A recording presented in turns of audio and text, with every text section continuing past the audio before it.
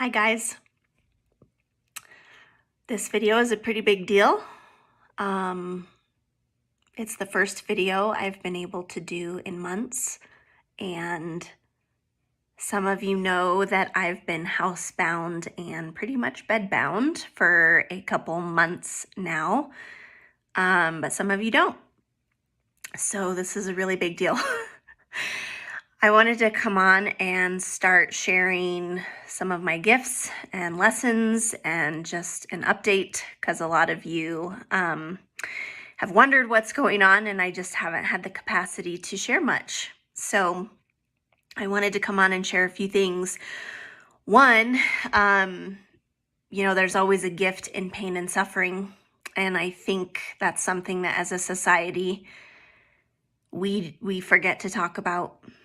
And so I want to talk about that and how to see the gifts and the purpose and the growth in our pain and in our suffering. And I want to share a little bit about what happened and kind of the journey of how an eye doctor broke my brain.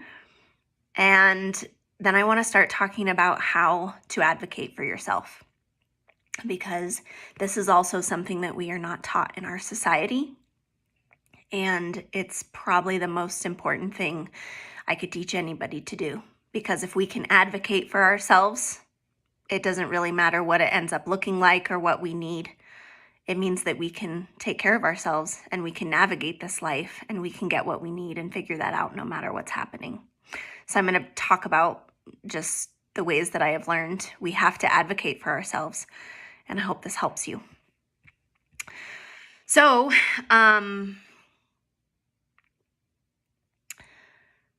I have been housebound, nearly bedbound for a couple months. I have not been able to come on video. I've barely been able to work. And I've pretty much been checked out of life, laying down in a dark room. And that's life-shattering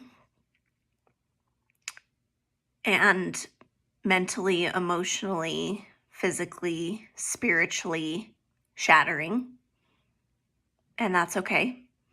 There have been a lot of really beautiful gifts that my family has experienced in this time. And it's not over. Our journey's not over, but thank God I can come on today and talk to you guys.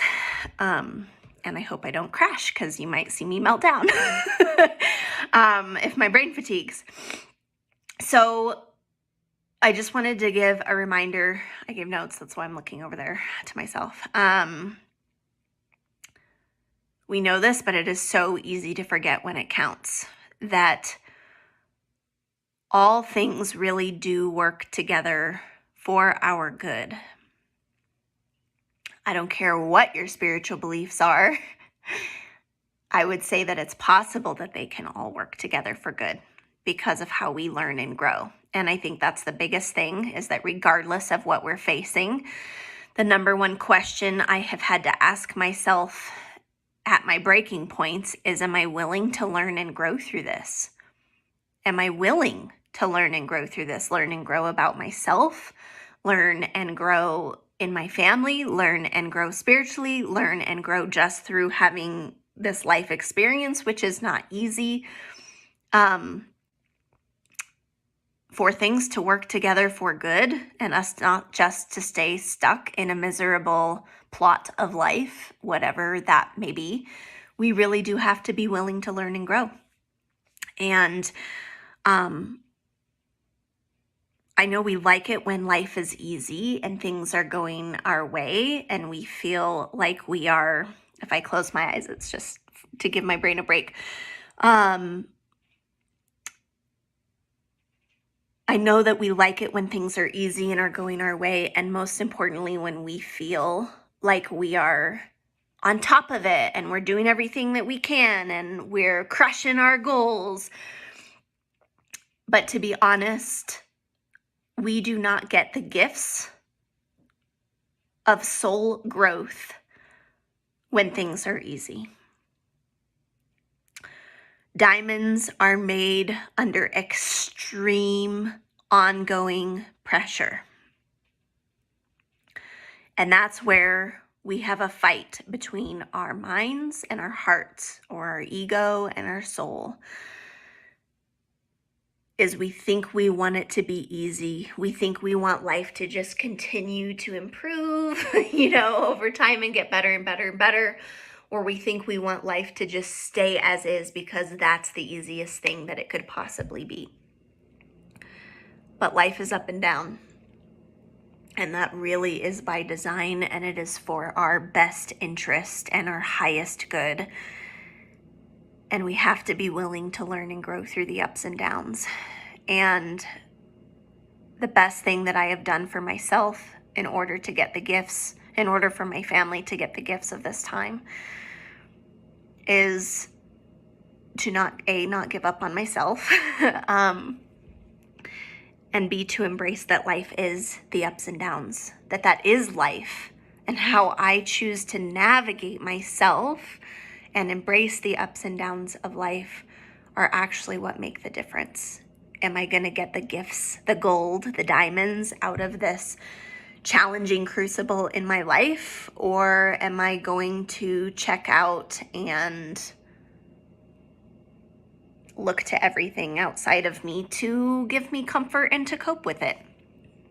And so I really think, mindset, I hate that term, it's so vague, but really it's the mindset through which we start supporting ourselves through our challenging times. That's what makes the difference between the people that get to the other side and the people that don't. So what happened with my brain? I wish I could look at you guys, but I'm so sorry and I can't. And that just has to be okay.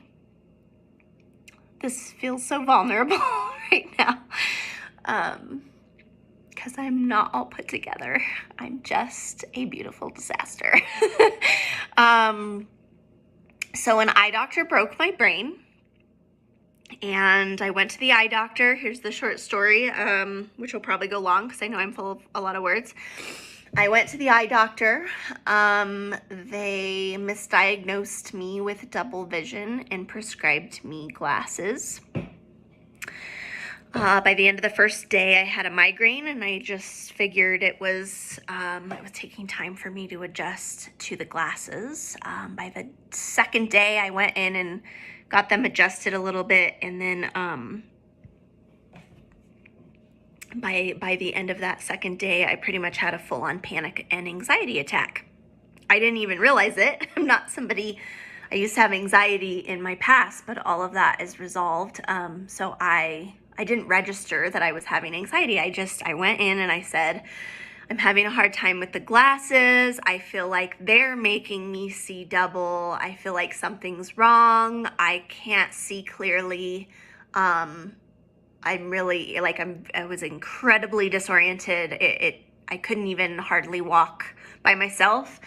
I couldn't hardly keep my eyes open and focus on anything. I just was kind of a mess. And the lady that I saw was kind of like, oh, hun, you're having anxiety. Like, this is your anxiety, which I was so disoriented. I couldn't say, well, that's a problem because I don't have anxiety. I think something's wrong. So they made some tweaks and adjustments to how the glasses fit and sent me home and told me to just wear sunglasses.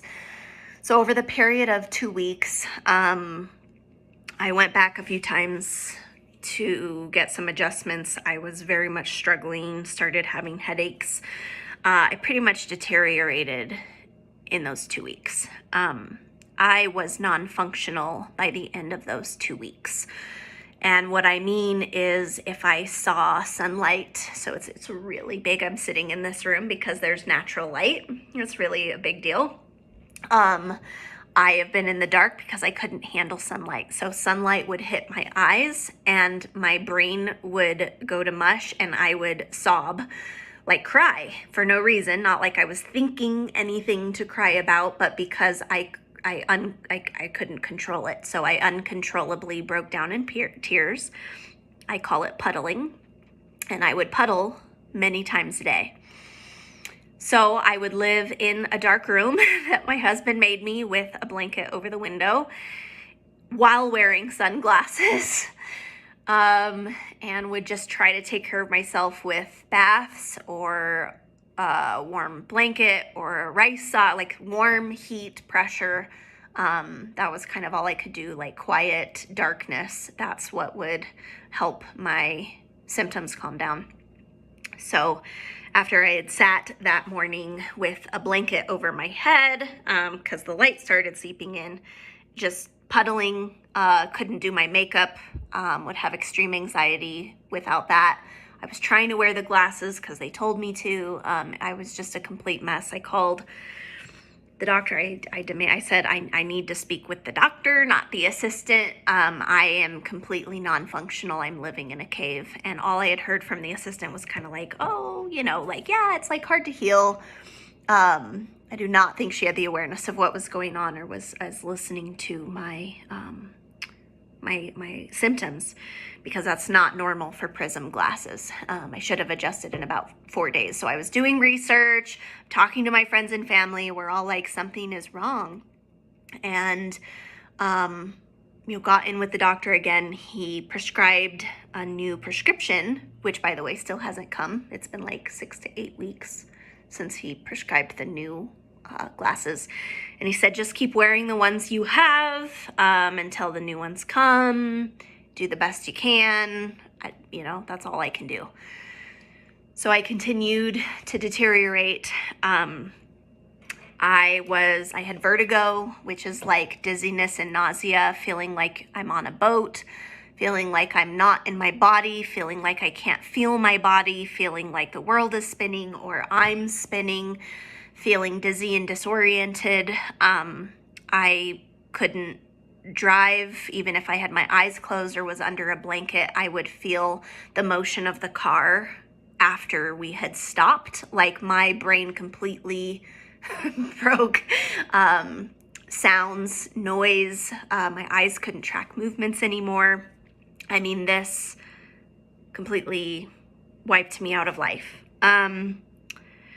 So I got a second opinion to a doctor I trusted for a very long time in Denver. My husband took me down there, and he confirmed that I was given the wrong diagnosis. I passed all the tests for double vision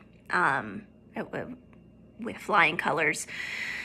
So he was able to confirm that he said I could never put on the old glasses. They pretty much absolutely destroyed my brain. They disconnected what my ears hear, like where your ears, based on sound, tell you where you are in space, and your eyes also tell you where you are in space. And by disconnecting, making my eyes see things with these prisms where they were not, basically flooded my brain with a ton of information that was false. And it disconnected my ears from what my eyes see.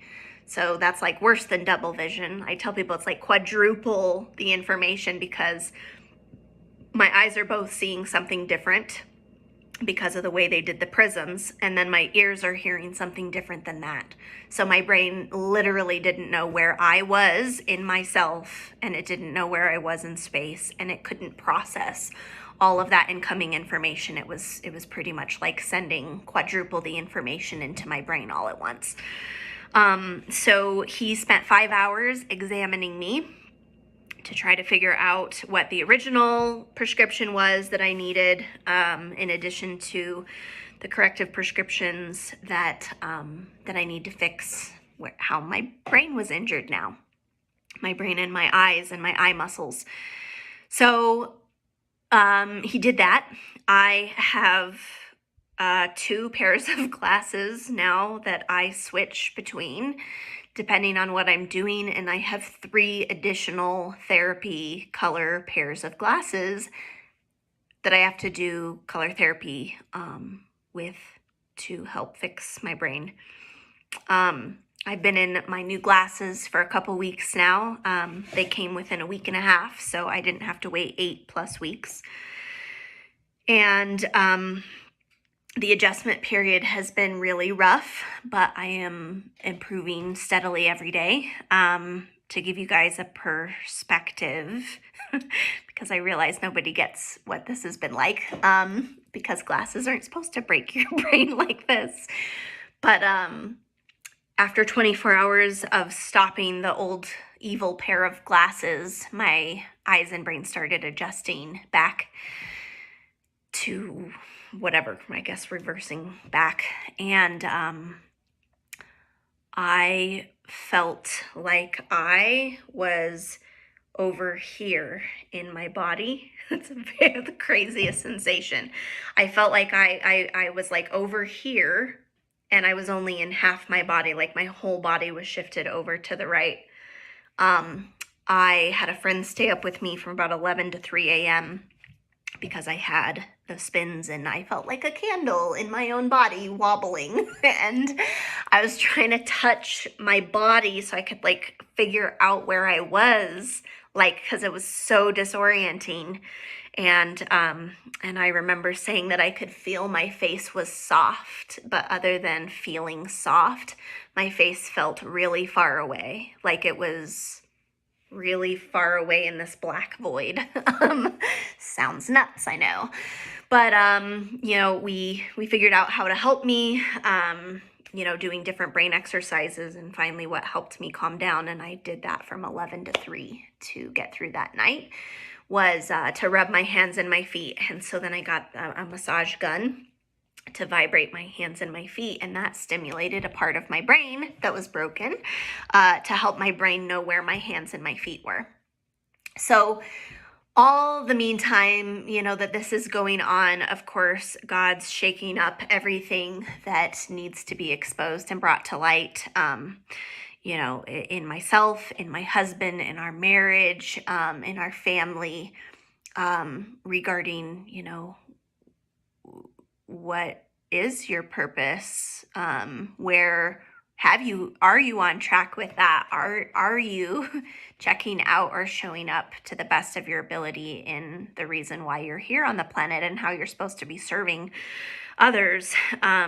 And it's been an awakening, is all I can say. So it's like, okay, Lord, well, that's pretty much the only way you could probably make us slow down is if you do something wildly crazy like this that doesn't happen in life. And so I see all the gifts, and it's blowing my mind. And every single day, the messages that, I pray for an answer here, and some random person calls me and gives me the answer out of the middle of nowhere. God has just been amazing with giving us signs and messages and confirmations, and opening doors and opening hearts and opening conversations. So I really appreciate your prayers. So anyway, that was that night. Was just feeling nauseous and not even in my body. And I will tell you, after months of feeling disoriented, dizzy, nauseous, like I'm on a boat, like I can't feel my body, like I just can't function. I can't even go outside because it's too bright. I can't be around my family because my eyes can't track their movements. I definitely got to a point of not wanting to be on the planet anymore. And it's not like a mental depression or a mental feeling suicidal, just I don't know that I can take this anymore. I don't want to be in the world. It's spinning. I don't want to be in the world. It's overwhelming. I don't want to be in my body. It's awful. And I know a lot of you guys with chronic illness and these same issues, social anxiety. My God, I went to Walmart and there wasn't even anybody in the aisle, but just having my eyes see so many different options in the aisle, I melted down. And I'm like, wow, I never understood like social anxiety before, but it's like your body and your brain just don't compute. So I have a lot of compassion for my clients that I help through these. It's been some good reminders of just what it's like to be in these shoes. It's been awful. And so anyway, so I'm on a journey with these new glasses to fix what the first eye doctor broke. I go back in a few weeks, and we'll do that about every 4 weeks, just to redo an exam and re-update the prescription, and help my brain get back to its normal functioning. But yeah, it's been pretty awful. So if I've fallen off the face of the planet, please know that that's all I could do. And same with my precious family and my precious husband. So thanks for supporting us.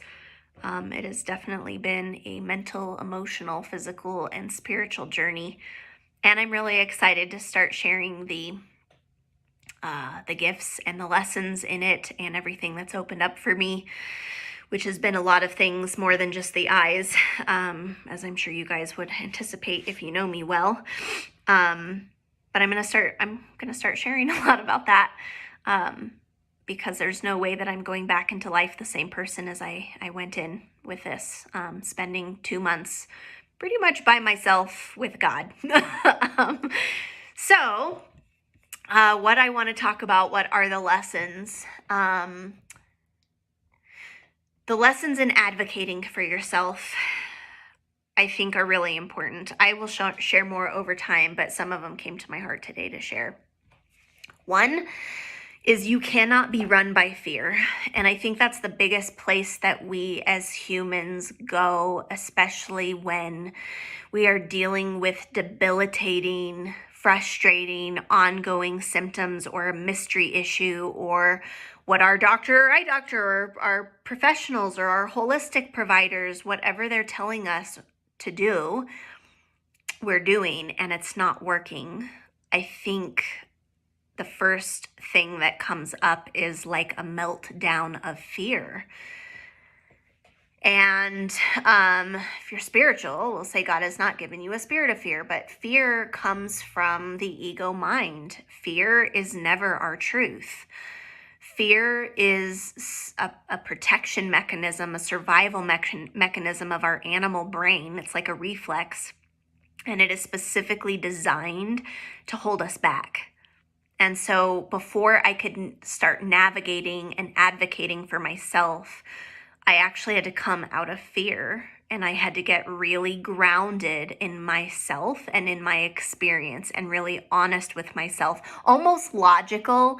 But I feel like people can still be in their heads when they're logical, and they can overthink things. And so I don't mean overthinking everything and logicking it to death, which I do. That to me is still run by fear. I'm just trying to out logic my fear. It really meant being still, completely still and quiet, and then asking and listening, what do I need to do? Is it supportive for me to continue the treatment I'm on for a little while? I did that for 2 weeks, until I just knew that wasn't right for me and something was wrong. And what did I want to do? Did I want to wait to try the new pair of glasses? And everything in my heart and soul said, I really don't think trying another pair of glasses from the same doctor and waiting all that time, 6 to 10 weeks for a second pair, I didn't really think that was wise. That didn't bring my soul and my heart comfort. And so I knew it was time to reach out for a second opinion. And I asked, where do I want to start? And I just knew. It came to me. I'd referred to this other guy for a long time. He was up in Denver. My mind could have gone, you really want to go to Denver? And it's like, yes, that's the right thing for me. So I got quiet enough within myself to start asking myself, you know this. It's in us. That still small voice is in us that knows what is right for us. What we are disconnected from is listening to it. And so that is actually the primary thing that I teach my clients, is how to listen to that voice so they can navigate their life from a supportive place based in truth and not fear or not mind or not reaction, and to know with confidence that they're doing the best that they can and they're doing the right things for them. So from that still small place, doesn't mean I'm not human, because I still went into fear and freak out. But thank God for my journey, because I was able to slow down and connect and be in tune and know what I needed. And I gave that to myself. And that is advocating for ourselves. As one, you can't be run by fear. Two, you have to be totally grounded in the experience of yourself. It's kind of like presence, like when you're just being, And there's not a but, you're not lost in your thoughts. It's almost like there's a quiet space where you can hear yourself, and you can hear the Lord. And so from that place, once you are quiet and not frantic, you can do research and you can get second opinions. And I would say that's a really important part of advocating for yourself. And again, we can do that from fear. And I've done that, where it's like I try to reach out to everybody and their brother and asking for their advice, and I'm just like lost in all of this advice outside of me. That's still run by fear. But when you come from a quiet place, you can ask yourself, who's the next one or two people I can reach out to that I believe will have some wisdom for me? People who have already walked this journey, right? Or people who know me really well, and have my best interest at heart. Or, it could even be a provider practitioner that you know of, to say, maybe they're not my answer, but I feel like I should talk to them and gather some more. And because they're an expert, they probably have some more information to listen to me from an expert level and guide me in finding where I'm going to get that second opinion. So with research, it's not grasping for straws, from desperation. That's always when we're in fear. But it's from a quiet place of gathering information, as if I'm going to lay it all out before me, and then ask myself in that still, calm place, what's the next right step? What is the one next right step? And it will always feel so, you have to get to that still place in order to feel this, but there is always even a tangible feeling with it. And when I know what my next right step is, there is a feeling. It's like my shoulders relax, my chest opens up. It's like a breath of fresh air, like a relief. And when I'm not sure, or I'm trying to force something that's the wrong thing, it kind of feels like a conflicted tension here. And so what I'm looking for is to calm down and slow down enough and say, it's okay, McCall. You can talk to yourself. It's okay. We're going to figure this out. I am advocating for you. You're not going to stay stuck here. F that. We're going to figure this out, and I'm not giving up on you.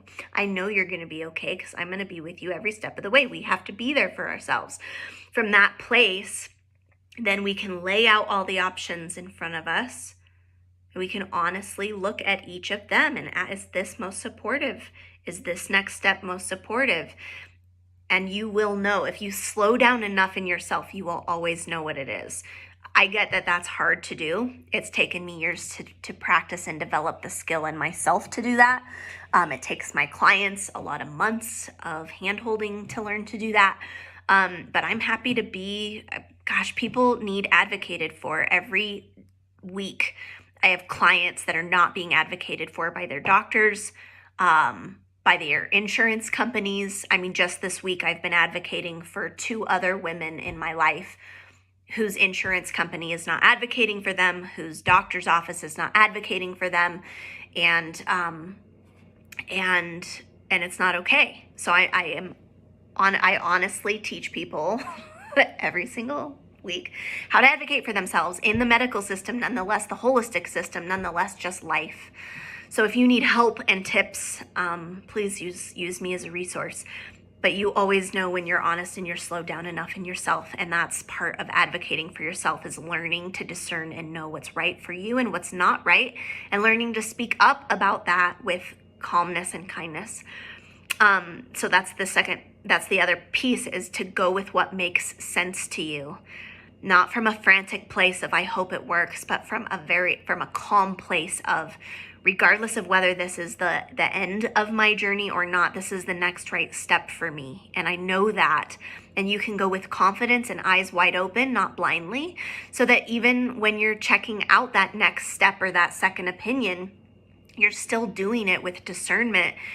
You're still gauging if it makes sense to you. You're still gauging if that is something that feels supportive to you or not. And that's the most important part, is you've got to take yourself with you.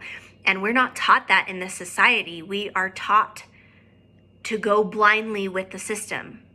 And as you guys know, that doesn't work. So a few more final things, and then I'll wrap up here. You cannot be in a rush. That is gonna cry. That is the hardest thing, is to not be in a rush in our life, in the ups and the downs, because we just want to get to the other side. And I just had another woman email me this week. I caught that I was rushing. I was rushing to find new friends. She's recently been through a divorce. Rushing to find new friends, rushing to find new hobbies, rushing to find these things to get her out of this uncomfortable space of, wow, who am I now, right? We want to rush through the pain and suffering. We want to rush through our emotional triggers, our trauma triggers. We want to rush through, pain. And I still have to take these as I'm adjusting. I get migraines, and I still take ibuprofen, which is so weird because I haven't in years. But, we want to rush through that uncomfortableness, and then we want to rush so we don't need these anymore. And you guys, we miss the lessons when we rush. The more sped up I am in myself, the lower the self-awareness that I have. I cannot, that place I'm talking about where we know what is right for us and we know the truth because it's in us. That's how we're created, which is amazing. Our truth is always there. It's us. Nobody else has it. It's in us. We always know if we're slowed down enough. Well, if we're in a rush, we miss it. And every client, a lot of them, I should say, in order for them to take responsibility for their choices of their past that got them where they are, this is going to be triggering. But I have to ask them, so when was the first time that you knew that guy wasn't right for you? And when they slow down and are brutally honest, they fight it a little bit. But then when they slow down and realize, they're like, oh, I had that check in my heart. I had that worry. I had that thought before I ever agreed to go out with him. It's like we always know beforehand. I knew I was pushing it too much. I knew that trip for the holidays wasn't going to be supportive. I knew XYZ wasn't right for me, and I did it anyway. I did it because I should. I did it because I was people pleasing. I did it because I thought that's what you're supposed to do. I did it because I thought that's what would be so fun, when really I was just not wanting to feel my feelings or something. There's all these reasons why we're crafty with ourselves. So to advocate for yourself truly and honestly, you're going to have to slow way down. You cannot be in a rush, and you have to take it step by step. In my experience, you need mentorship. I couldn't have done this on my own. I've still utilized my mentors, many of them in this process, to hold me up, to make sure I was navigating this the best that I could, to make sure I wasn't developing a new illness, right? And like that I didn't have some deeper work to do, that I wasn't just flaring up an old injury or like a concussion, and whatever. Like I used my mentors and my help. And the beautiful thing is, the people I've picked to be that for me in my life don't ever tell me what to do. They ask me really good questions and help me connect to myself so that I know what to do and what's right for me, and that I can trust and continue to develop that skill of my intuition and discernment. So you cannot be in a rush, and I know that sucks, but the moment you give up wanting to scramble your way out of your suffering, whether it's your relationships, where your marriage is, where your business is, where your finances are, or whether it is your health, or wherever you're at spiritually, or, in your whatever, you actually have to give up and surrender. At least I did. I had to surrender wanting my journey to be anything else. I had to give in to the fact that this is the season of my life, and I'm housebound and bedridden. And in doing that, I can then support myself realistically where I'm at, and stop pushing myself past my boundaries, stop being an optimist, stop being a pessimist, just be in reality. What do I need today? What's the best path forward? And the slow way, it's kind of like the tortoise and the hare. The slow way always wins, because we're not wasting our energy scrambling on talking about our drama or scrambling on trying every diet under the sun, or we can be very intentional with our steps forward, and those intentional steps based on truth will always lead us on a straighter and narrower path, where we are slow enough to learn the lessons. And when we learn the lessons, it makes the suffering worth it. Everything I've ever been through in my whole life, from abuse to trauma to all of it, I wouldn't trade it for anything in the world. My autoimmune disease, being bedridden years ago from an autoimmune disease, I wouldn't trade that for anything in the world, because my life has become so rich with meaning and purpose, and my relationship with myself has completely changed, and I love myself, and I'm here for myself, and I'm still learning and growing. My walk with God is so intimate and not fake. I can navigate my life from a place of security regardless of what's showing up. And I know I'm going to be okay. And that's what we want, is to be happy and healthy that way.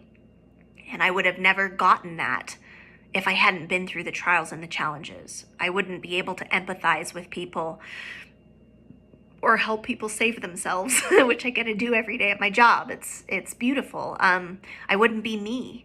And a lot of people say you can't experience beauty without ugliness. You can't experience joy without sorrow. And the capacity through which we experience and expand ourselves in what we like to call the negative emotions, or the undesirable ones, that actually grows our capacity to experience the desirable ones. So I hope this is helpful. My last tidbit on advocating for yourself is that the medical community is so limited. So limited. I could teach this for years about medical doctor friends I have and what they have told me they did not learn in medical school, that they had to learn elsewhere. That would shock you. But the holistic and alternative medicine world is also so limited. And people get stuck in both of these models. And in my experience, neither one of them work. And I just want to say that there is so much more than we realize is actually available to us, because we're stuck in these systems. And because these are systems that loop in on themselves. And it really, most people that I work with professionally, clients, they tell me they've tried everything. But when we look at what they've tried and what system it's in, it's like, oh, you've only tried one or two things. Can you see that? It was just a different option of the same kind of thing. And so there is so much more than there's so much more than you guys realize is available to you. And me too. I'm constantly realizing I've put myself in a box and getting outside of it. But there's so much more available. You really can have everything you want in your life. And every breakdown is the perfect opportunity for the breakthrough. There's no breakthroughs without breakdowns. And I'm going to post a beautiful poem that's called I Hope You Hit Rock Bottom that has become really dear to me. I'll post that in the comments below. I hope you guys do hit rock bottom. I hope you break into a million pieces, because that's what I feel has happened in my life again the last 2 months. Everything I thought my marriage was, shattered. Everything I thought I was, shattered. Everything that I built, all the structures and the systems and the words I use and the clients I see in my schedule and how I parent and all these like fixed things in my life of how life was, all came crashing down. And what's so interesting is that the parts of me that I built on the sand, the parts of me that were hiding behind a perfect structure, well, as soon as that structure went away, the real story came out. How much faith do I really have? How much love for myself do I really have? How much ability to support myself through anything do I really have? Or am I just in it for the easy parts? How much do I really care about myself? Or how much do I, need all of that to come from outside of me? Like a lot has been exposed. Everything I built that was on the sand, the waves of the ocean just came and washed all that away. And it's a beautiful thing. It's a beautiful thing. Hardships in our life are a beautiful thing because they shake up all of those struggles, wrestles, deep-seated insecurities, places we don't love ourselves, so that we can heal those parts of us. So my journey with my brain and my eyes, it's not about healing my brain and my eyes on a much bigger level. It's like, you're too comfortable. You're too comfortable, and it's time for you to grow. It's time for you to awaken in ways that you've gotten lazy and comfortable. And it's time for you to take that next step of learning. And you know what? I think at the end of my life, am I going to wish life was easier? No.